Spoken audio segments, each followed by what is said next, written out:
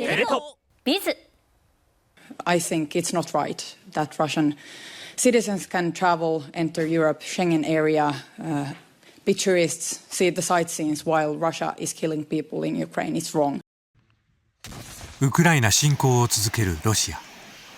そのロシアの国民から移動の自由を奪おうという動きがヨーロッパで急速に広まりつつあ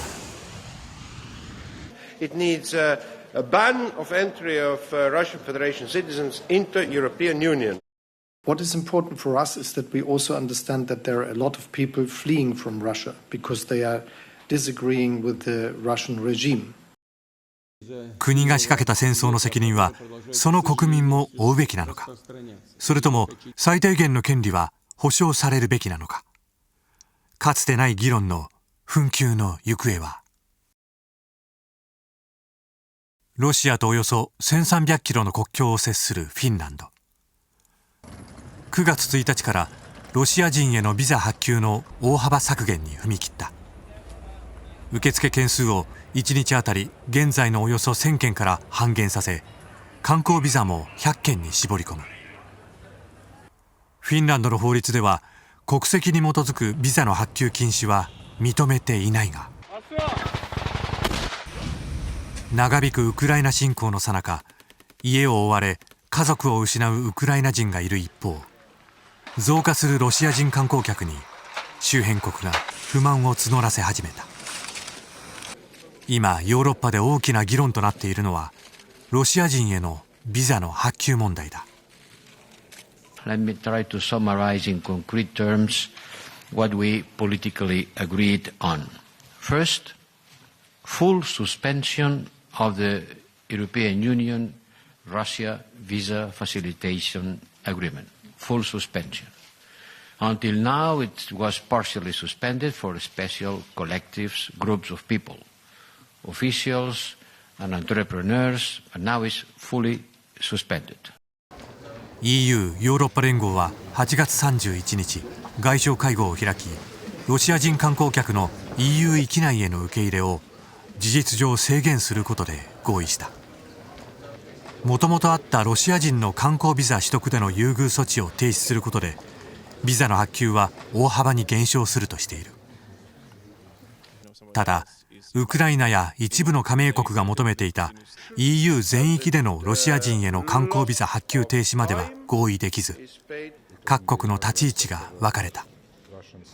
Well, from the Finnish side, we have noticed that now when the air connections have been cut, there's more and more this kind of tourist route through Helsinki-Vantaa airport. And we are not looking that very favorable in the way in the situation when there is a war in Europe, Russian aggression against Ukraine. We now have the situation that it is primarily rich Russians who come to Europe to go shopping. That is something that, overall is probably not a very good idea. Moral responsibility is also carried out by Russian society that they, by their silence, they, by their passivity and acceptance, have in a way legitimized the atrocities, the genocide which is taking place in Ukraine. バルト三国のエストニアは8月18日からロシア人の入国を原則拒否。留学ビザや在留許可証の発行も停止し、ロシア人やベラルーシ人が EU の他の国で取得した短期の就労許可も廃止した。It's not about punishment. It's basically asking ourselves a question: is a right to spend some leisurely time in European Union is a human right? And I don't think so.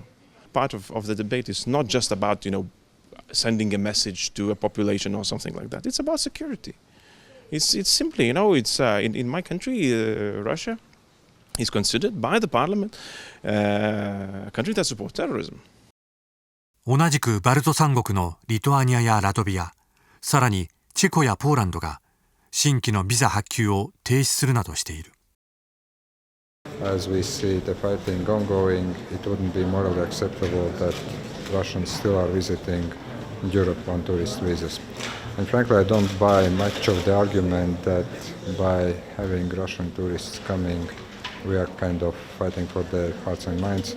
Over the last 30 years, there were millions of Russians, and Russia still behaves the way it behaves. So we support fully the suspension of the visa facilitation agreement, and at the same time we will be open to take further decisions in order to restrict the circulation of Russian citizens within the European Union, with accent on visas issued for tourism.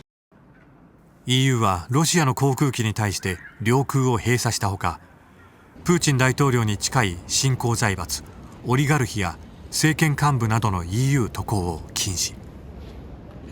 その一方、陸路でヨーロッパを目指すロシア国民は急増しているという。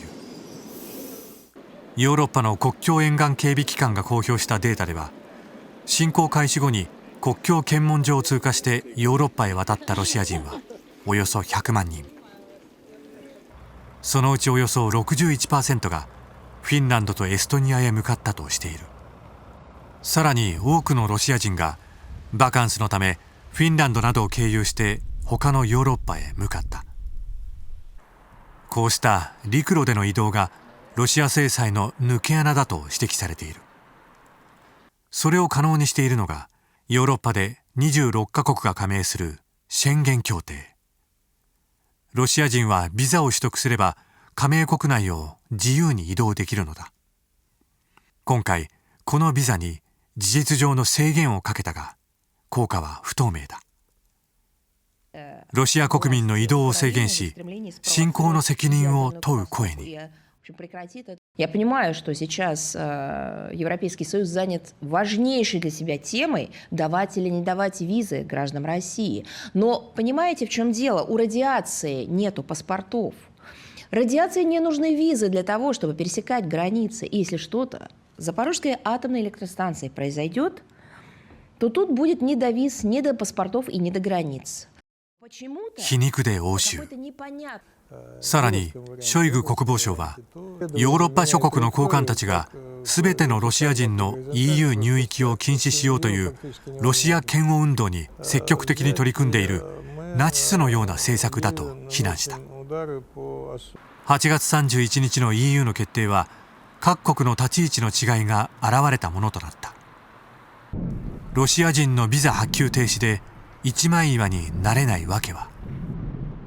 France's belief is that we have to make a sharp distinction between those who are responsible of the war. The Russian president, his entourage, the oligarchs, all those supporting the war effort, and the ordinary Russian people, artists, journalists, students, people that we must be able to talk to and to accompany. Pour la Belgique, c'est qu'il y ait une politique commune, harmonieuse, afin d'éviter une sorte de patchwork de décisions qui mènerait finalement à ce que les Russes puissent faire une sorte de visa shopping dans les différents pays de l'Union européenne en fonction des décisions qui seront prises par ceux-ci. We must keep a balance between making sure that no one that participates in the war effort of Vladimir Putin is allowed in European soil, and at the same time to make sure that all those sectors of population that want to know the truth about what was happening in Ukraine, that all those people that want to engage in good faith with us, we remain open to them. What we want is very easy to express because it's only one word, which is peace. I don't think that the visa ban is an appropriate decision under the current circumstances. What is important for us is that we also understand that there are a lot of people fleeing from Russia because they are disagreeing with the Russian regime. And they've fled to many countries in Europe. They fled to many countries all around Russia. And all the decisions we take should not make it more complicated for them to go for freedom and to leave the country for getting away from the leadership and the dictatorship in Russia. ドイツやフランスなど人道的な理由で反対する国があるほか、ロシア人観光客が経済を支えるギリシャとキプロスも厳しい措置には慎重な姿勢だ。またアメリカも We are looking at all appropriate tools to hold Moscow to account for this war. At the same time, we want to ensure that we are not closing off potential pathways to those who are themselves fleeing President Putin's repression at home, those who are seeking refuge or safety, the many Russian dissidents, Russian human rights defenders, Russian truth tellers who have stood up to President Putin's war and who may be vulnerable to human rights abuses because merely for exercising what should be their fundamental and universal rights. ウクライナ侵攻がもたらした思わぬ分断。制裁と人権の狭間にヨーロッパは何を見出すのか。